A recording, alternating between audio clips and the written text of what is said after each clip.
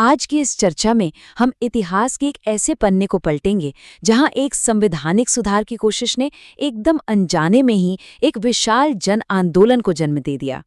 हम बात कर रहे हैं साइमन कमीशन की, एक ऐसी कागजी प्रक्रिया जिसने असल में पूरे भारत को एक सूत्र में पिरो दिया। तो आइए शुरू करते हैं। अब सबसे बड़ा सवाल यही उठता है कि आखिर कैसे एक साधारण सी नौकरशाही समीक्षा, एक रूटीन रिव्यू ने एक राष्ट्रव्यापी विद्रोह को जन्म दे दिया। ये इस पूरी कहानी का सबसे बड़ा रहस्य है। जो चीज़ महज एक बोरिंग आधिकारिक प्रक्रिया होनी चाहिए थी, उसने अचानक पूरे उपमहाद्वीप में भूचाल ला दिया। चलिए देखते हैं कि इसकी नींव कैसे पड़ी। भाग 1, श्वेत कमीशन यानी द ऑल व्हाइट कमीशन। कहानी की शुरुआत होती है इस बेहद विवादित समिति के गठन से। इस पूरे मामले का बैकग्राउंड समझना बहुत जरूरी है। 1919 के भारत सरकार अधिनियम ने एक नई द्वैध शासन प्रणाली शुरू की थी। नियम ये था कि ठीक 10 साल बाद एक आयोग इसकी जांच करेगा। मतलब ये जांच 1929 में होनी चाहिए थी, लेकिन ब्रिटेन के तत्कालीन प्रधानमंत्री बॉल्डविन को डर सता रहा था कि आगामी 1928 के चुनावों में लेबर पार्टी कहीं जीत न जाए। बस इसी डर की वजह से 2 साल पहले ही 1927 में भारत के राज्य सचिव लॉर्ड बर्केनहेड द्वारा इस आयोग का गठन जल्दबाजी में करवा दिया गया। अब जरा इस आयोग की बनावट को देखते हैं। इसमें कुल 7 सदस्य थे और इसकी अध्यक्षता सर जॉन साइमन कर रहे थे। यहाँ एक कमाल की विडंबना ये है कि इसमें क्लेमेंट एटली भी शामिल थे। जी हाँ, वही एटली जो आगे चलकर ब्रिटेन के प्रधानमंत्री बने और जिनके कार्यकाल में भारत को आज़ादी मिली। लेकिन इस कमीशन की सबसे खटकने वाली बात क्या थी? वो ये थी कि सातों के सातों सदस्य अंग्रेज थे। तत्कालीन वाइसराय लॉर्ड इरविन ने खास तौर पर यह सुझाव दिया था कि किसी भी भारतीय को इसमें शामिल न किया जाए। शून्य। जरा सोचिए, भारत के संवैधानिक भविष्य का फैसला होने जा रहा था और उसमें भारतीय प्रतिनिधित्व की संख्या बिल्कुल शून्य थी। ये कोई छोटी बात नहीं थी। इसे पूरे भारत ने एक जानबूझकर किए गए गहरे अपमान के रूप में देखा। भाग 2, बहिष्कार में एकजुट राष्ट्र। इसी अपमान का नतीजा था कि पूरा देश एक साथ खड़ा हो गया। 3 फरवरी 1928। ये वो तारीख है जो इतिहास में हमेशा के लिए दर्ज हो गई। जब ये कमीशन बंबई पहुंचा तो इसका स्वागत फूलों से नहीं बल्कि काले झंडों के समंदर से किया गया।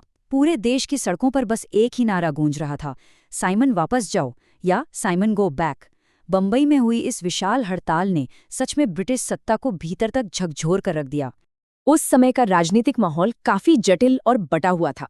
एक तरफ वो दल थे जिन्होंने इस कमीशन का पूर्ण बहिष्कार किया, जैसे कांग्रेस, जिन्ना के नेतृत्व वाला मुस्लिम लीग का गुट और हिंदू महासभा। वहीं दूसरी ओर मद्रास की जस्टिस पार्टी और पंजाब की यूनियनिस्ट पार्टी ने इसका समर्थन भी किया। डॉक्टर भीमराव अंबेडकर जैसे नेताओं ने काफी रणनीतिक रूप से आयोग से जुड़ना सही समझा, ताकि वे दलित वर्गों और हाशिए पे पड़े लोगों के लिए जरूरी राजनीतिक संरक्षण की मांग मजबूती से रख सकें। लेकिन ये विरोध महज कुछ नारों या शांतिपूर्ण रैलियों तक सीमित नहीं था। ब्रिटिश प्रशासन ने इस जनसैलाब को कुचलने के लिए पूरी ताकत लगा दी। लखनऊ में विरोध करते हुए जवाहरलाल नेहरू और गोविंद बल्लभ पंत को बेरहमी से लाठियां खानी पड़ीं। मद्रास में टी प्रकाशम ने एक विशाल मोर्चे का नेतृत्व किया। पुलिस की इस क्रूरता का एक बहुत बड़ा असर ये हुआ कि युवाओं की एक पूरी नई पीढ़ी में राजनीतिक उबाल आ गया, जो अब किसी भी कीमत पर पूर्ण स्वतंत्रता चाहती थी।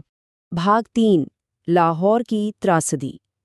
इस पूरे प्रतिरोध का सबसे दुखद और दिल दहला देने वाला मोड़ पंजाब में आया। 31 अक्टूबर 1928 का दिन भारतीय इतिहास के सबसे काले पन्नों में गिना जाता है। लाहौर में एक बिल्कुल शांतिपूर्ण विरोध प्रदर्शन चल रहा था, जिसका नेतृत्व शेरे पंजाब लाला लाजपत राय कर रहे थे। वहीं पर पुलिस अधीक्षक स्कॉट ने उन पर एक बेहद क्रूर लाठीचार्ज करवा दिया। इस अमानवीय हमले में लालाजी के सीने और सिर पर गंभीर चोटें आईं। उस लहूलुहान हालत में भी लाला लाजपत राय ने जो शब्द कहे, वो आज भी रोंगटे खड़े कर देते हैं। उन्होंने कहा था, मेरे ऊपर जिस लाठी से प्रहार किए गए हैं, वही लाठी एक दिन ब्रिटिश साम्राज्य के ताबूत में आखिरी कील साबित होगी। ये कोई आम बयान नहीं था। ये एक मरते हुए योद्धा की भविष्य सूचक ललकार थी। और दुर्भाग्य से इन गंभीर चोटों की वजह से कुछ ही हफ्तों बाद 17 नवंबर को उनका निधन हो गया। उनके निधन की खबर ने पूरे देश को एक गहरे सन्नाटे और शोक में डुबो दिया। इस अपार राष्ट्रीय दुख को शब्दों में पिरोते हुए महात्मा गांधी ने कहा था, भारतीय सौर मंडल का एक सितारा डूब गया है। मोतीलाल नेहरू ने भी उन्हें प्रिंस अमंग पीस मेकर्स कहकर श्रद्धांजलि दी। यह पूरे भारत के लिए एक अपूरणीय क्षति थी। अब इतिहास की एक बहुत ही कड़वी विडंबना देखिए। जिस साइमन कमीशन का विरोध करते हुए लाला लाजपत राय ने अपनी जान दे दी, ठीक उसी कमीशन के अध्यक्ष सर जॉन साइमन उनके निधन पर औपचारिक रूप से शोक व्यक्त कर रहे थे। ये ब्रिटिश शासन के अजीबोगरीब अंतर्विरोधों को एकदम साफ साफ सामने लाकर रख देता है। भाग 4 आधिकारिक सिफारिशें। भावनाओं के इस भारी उफान और विरोध के बाद आखिरकार मई 1930 में कमीशन ने अपनी रिपोर्ट सामने रखी। उस 2 खंड वाली भारी भरकम रिपोर्ट में कई बड़े और ढांचागत प्रस्ताव शामिल थे। कमीशन ने द्वैध शासन को समाप्त करने और प्रांतों में प्रतिनिधि सरकारें बनाने की सिफारिश की। अगर हम भूगोल की बात करें तो बर्मा को भारत से अलग करने और सिंध को बंबई से काटकर एक नया प्रांत बनाने का प्रस्ताव रखा गया। हालांकि अलग सांप्रदायिक निर्वाचक मंडल को वैसे का वैसा ही बरकरार रखा गया। इन सब कागजी बदलावों के बावजूद असली हकीकत क्या थी? हकीकत ये थी कि ताकत अभी भी पूरी तरह से ब्रिटिश हाथों में ही जकड़ी हुई थी। किसी भी तरह का सार्वभौमिक मताधिकार यानी सबको वोट देने का हक नहीं दिया गया। गवर्नर जनरल के पास कैबिनेट सदस्यों की नियुक्ति की पूरी ताकत बनी रही और उच्च न्यायालय को सीधे भारत सरकार के नियंत्रण में रखा गया। और सबसे चौंकाने वाली बात, डोमिनियन स्टेटस का जो ढिंडोरा पीटा गया था उसे इस रिपोर्ट में पूरी तरह से दरकिनार कर दिया गया। भाग 5 दीर्घकालिक ऐतिहासिक प्रभाव। अब आते हैं इस बात पर कि इस ऐतिहासिक घटना ने आगे चलकर भविष्य की रूपरेखा कैसे तय की। लॉर्ड बर्किनहेड ने एक चुनौती दी थी कि भारतीय अपना संविधान खुद नहीं बना सकते। बस इसी ताने ने काम कर दिया और कई राजनीतिक दलों को अपना एक संयुक्त संविधान बनाने के लिए मजबूर कर दिया। इसके बाद साइमन कमीशन की रिपोर्ट पर ही चर्चा करने के लिए लंदन में 3 गोलमेज सम्मेलनों का आयोजन हुआ। और सबसे अहम बात, इसी कमीशन की रिपोर्ट ने आगे चलकर भारत सरकार अधिनियम 1935 का एक मजबूत आधार तैयार किया, जिसने हमारे आधुनिक संवैधानिक ढांचे को गहराई से प्रभावित किया। इन सभी ढांचागत बदलावों का सबसे पहला और बड़ा जमीनी नतीजा 1937 के पहले प्रांतीय चुनावों में देखने को मिला।